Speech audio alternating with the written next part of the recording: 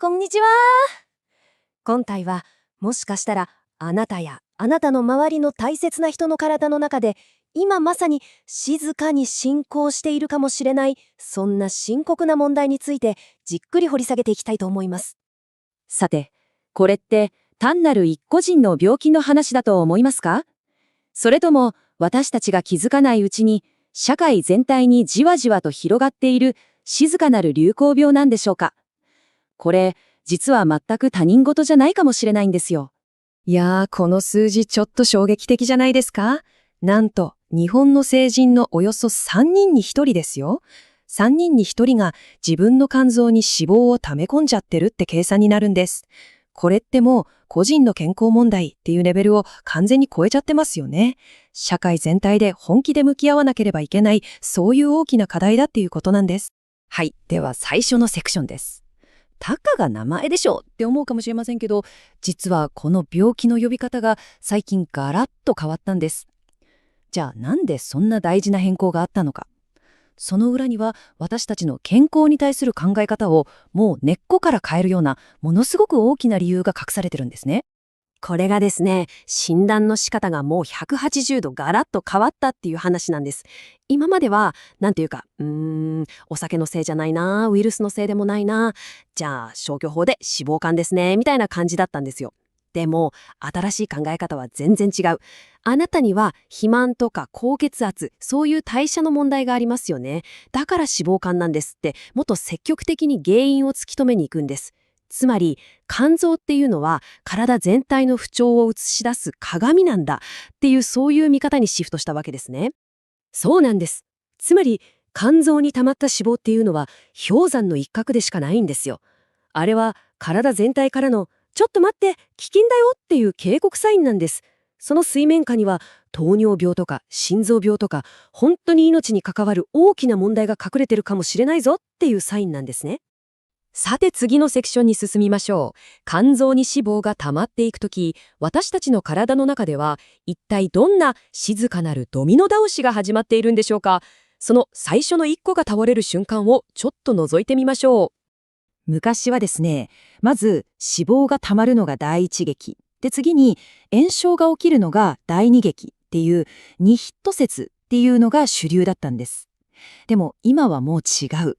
この多重ヒット仮説が言ってるように、私たちが食べたもの、それから体についてる脂肪、おまけに肝臓自身が作り出しちゃう脂肪、このいわば3方向からの集中放火を肝臓は同時に浴びちゃってる。これが現実なんです。この数字、これは本当に目をそらしちゃいけないリスクです。MASLD と診断されただけで、そうじゃない人に比べて2型糖尿病になる可能性が 2.5 倍以上。そして肝がんのリスクに至ってはなんと4倍以上にまで跳ね上がってしまうんです。そしてこれがもしかしたら一番ショックな事実かもしれません。脂肪肝の患者さんが最終的になんで亡くなるかというと、その原因の第一位は肝臓の病気そのものじゃないんです。心筋梗塞とか脳卒中なんですね。この言葉が何を意味しているかというと、MASLD はただの肝臓の問題じゃなくて、全身の血管をボロボロにするものすごく危険な状態なんだということなんです。じゃあ、この静かな病気の最大の敵って一体何なんでしょう？実は犯人は私たちのすごく身近な食生活の中に潜んでるんです。特に糖質とそれから超加工食品。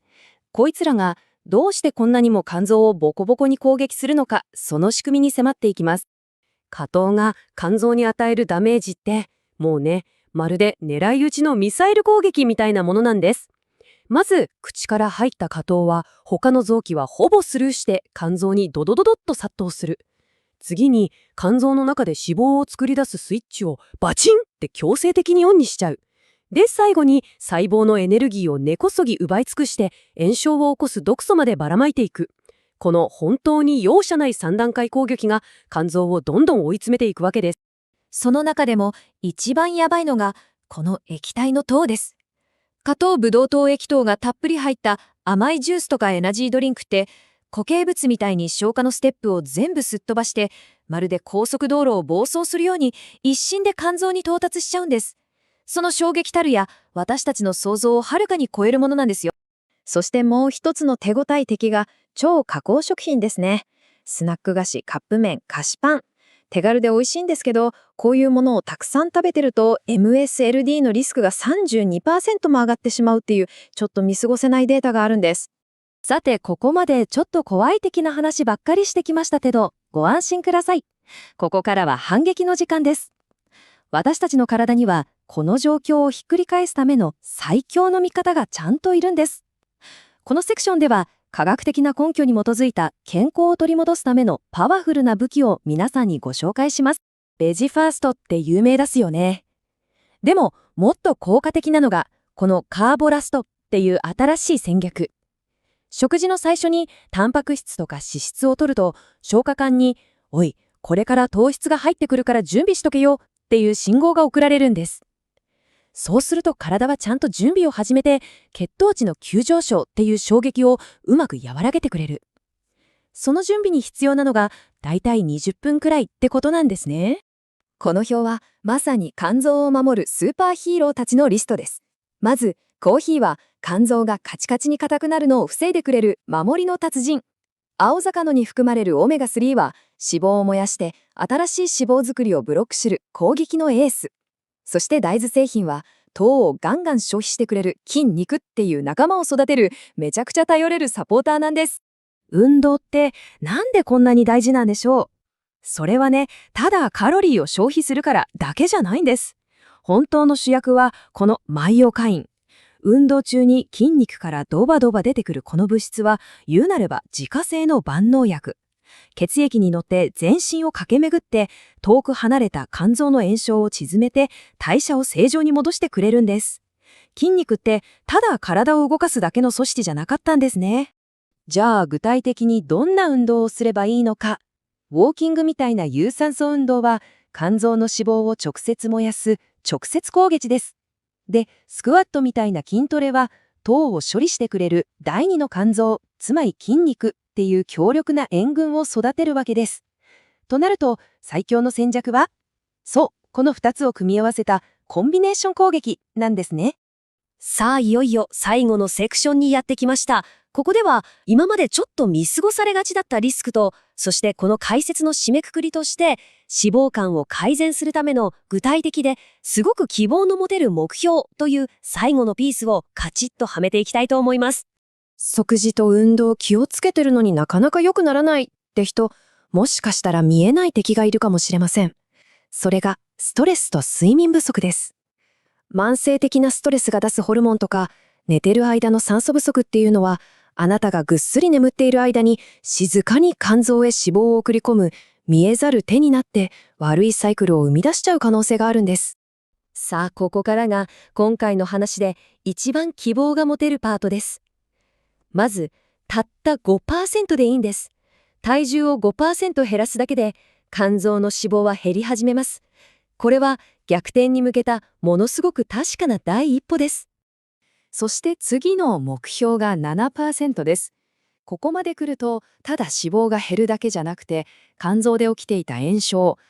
火事を縮めることができるんです。まさに改善への大きなターニングポイントですね。そして最終目標の 10%。もしここまで達成できたら、一度できちゃうと元には戻らないとさえ言われていた肝臓の傷跡、繊維化でさえも改善し始める可能性があるんです。これって私たちの体が持っている回復力を示す本当に力強くて希望に満ちたメッセージだと思いませんか？ MASLD について皆さんが知るべき最もパワフルな真実。それはこの状態は元に戻せるということです。手遅れになる前にちゃんと正しい行動をとれば肝臓はもう一度健康を取り戻せるんです。